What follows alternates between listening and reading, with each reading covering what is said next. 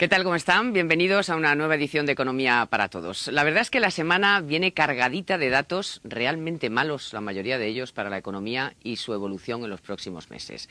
La economía española, de momento, por lo menos la previsión del Gobierno dice, ya no va a crecer un 3,3%, la inflación se ha disparado, el petróleo está en máximos históricos y las hipotecas, a pesar de ese leve parón, siguen por las nubes. Lo vamos a abordar todo en profundidad, lo haremos con nuestros analistas y veremos también por qué en estas circunstancias algunos siguen empeñados en subir el salario mínimo interprofesional y por qué la bolsa con la que está cayendo marca máximos un día sí y otro también. En fin, cómo no veremos la evolución de las hipotecas, de las escrituras que se firman y cómo todo ello deja claro que tenemos un problema con uno de los motores de la economía, la construcción de viviendas, su compra y su venta. Pero vamos ya primero con el sumario. La inflación armonizada se dispara 9 décimas hasta el 3,6% según el indicador adelantado del IPC. Según el ministro de Economía y Hacienda, Pedro Solbes, reduce un 3% la previsión de crecimiento económico para 2008. Los analistas del Deutsche Bank prevén una bajada de la vivienda en términos nominales de hasta un 8% para el próximo año. Bien, pues comenzamos el programa de hoy y hablamos de un dato realmente malo que se ha publicado en las últimas horas, que es la inflación interanual. El índice de precios al consumo armonizado es el encargado de medir los precios, efectivamente, de forma armonizada con el resto de países de la zona euro. Pues bien, la inflación interanual, es decir, de octubre a octubre, ha aumentado 9 décimas en octubre y ya es del 3,6 en relación en todo el año, ha crecido un 3,6. El Gobierno ya ha advertido de que los precios al consumo subirán en los próximos meses aún más. Y Pedro Solbes, el vicepresidente económico, ha declarado que este aumento de la inflación es un mal dato. La inflación interanual ha aumentado 9 décimas en octubre hasta el 3,6% según el índice de precios de consumo armonizado. Este dato supone la mayor subida en los últimos 14 meses, ya que en agosto de 2006 se situó en el 3,8%. El Gobierno ya ha advertido de que los precios de consumo subirán los próximos meses. Este dato adelantado de precios de consumo demostraría un notable incremento de la inflación que habría pasado en 2 meses del 2,2% al 3,6%. Hay que tener en cuenta que el objetivo de inflación previsto por el Banco Central Europeo para los países de la zona euro en 2007 es del 2%. El vicepresidente económico, Pedro Solbes, bueno, pues parece que finalmente ha recapacitado sobre la previsión de crecimiento para el 2008 que había fijado en los presupuestos generales del Estado en el 3,3.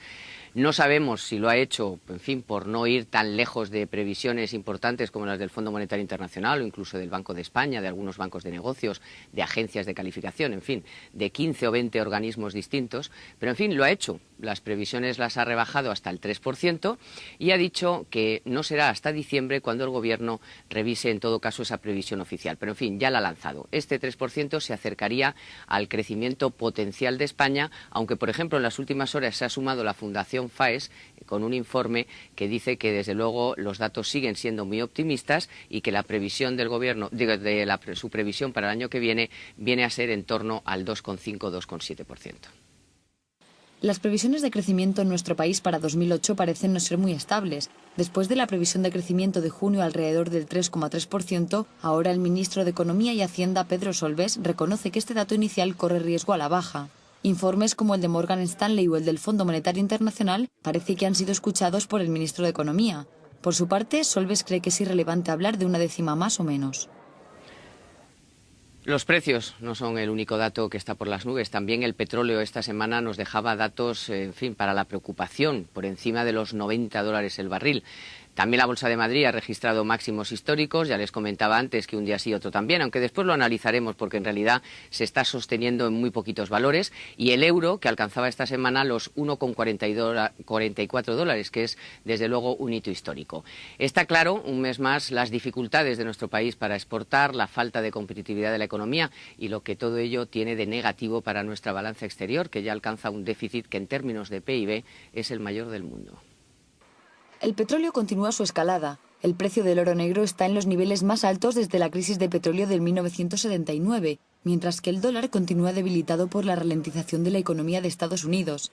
Además, la bolsa española y el euro se encuentran en máximos históricos. Esta semana el euro ha llegado a los $1,44. Este año la subida del euro ha sido proporcionalmente más fuerte que en años anteriores. En todo caso, desde 2002, la divisa de los 13 ha ganado un 43%, abaratando la importación en materias primas y encareciendo todo lo que en Europa exporta. Sobre este asunto concreto del euro, hablaba también esta semana el vicepresidente y ministro de Economía, Pedro Solbes. Ha hecho unas declaraciones en las que nos ha intentado explicar las ventajas y las desventajas de que el euro esté tan alto. Bueno, como siempre, todo tema de modificación de tipo de cambio tiene aspectos positivos y negativos. Positivos en el sentido que para países importadores netos, como somos nosotros, nos abaratan los precios de la importación. En el caso actual, las importaciones de petróleo serían más caras en euros si no tuviésemos la modificación del tipo de cambio que se ha producido. La importación de otros productos, de otras materias primas, lógicamente también es favorable. Es favorable también para tener tipos de interés más bajos en términos de política monetaria.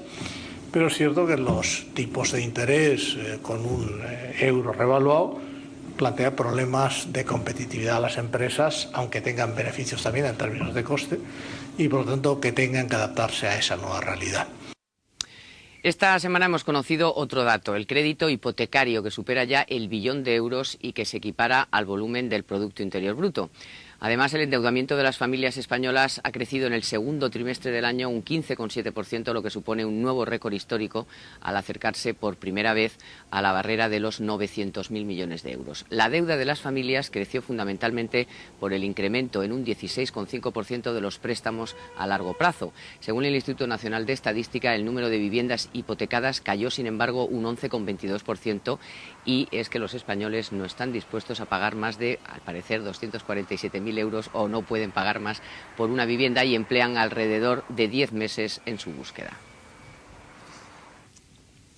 El Ministerio de Industria ha anunciado esta semana que ha presentado un recurso de anulación contra la decisión de la Comisión Europea de imponer a Telefónica una multa de 151,8 millones de euros.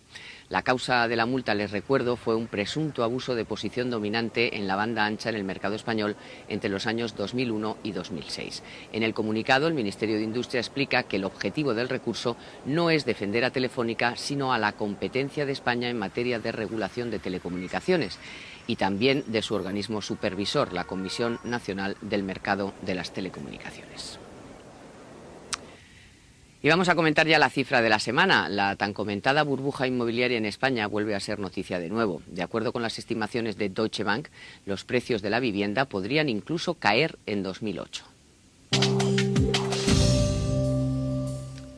Los precios, tanto de las viviendas residenciales como de suelo, se desaceleran. Estos son algunos de los datos que se reflejan en el último informe que dedica a España el Deutsche Bank y que lleva jocosamente por título Casi todo lo que quisiste saber sobre el mercado inmobiliario español.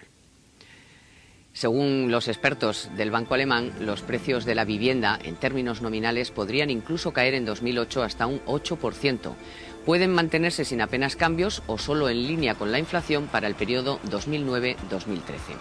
El freno en la escalada podría reflejarse de forma significativa este mismo ejercicio.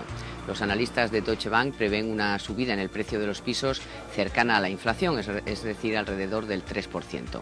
El banco de inversión alemán considera posible que el mercado inmobiliario se ajuste a la evolución del IPC, pero resalta, para que tengamos en cuenta, que nada garantiza que el ajuste vaya más allá. Las transacciones de viviendas en España han descendido un 11,5% en 2007.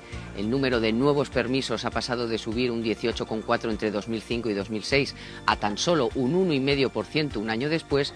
Y el pasado mes el banco alemán rebajó cerca de un 10% el precio objetivo sobre los valores financieros españoles, afectados también, como el resto del sector, por la crisis crediticia.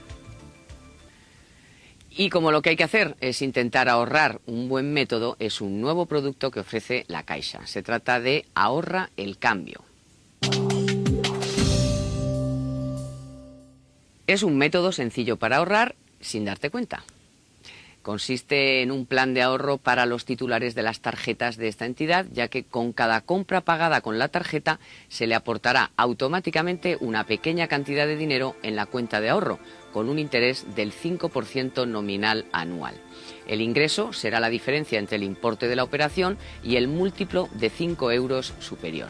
La cuenta de ahorro a nombre del titular de la tarjeta tendrá una remuneración, como les digo, del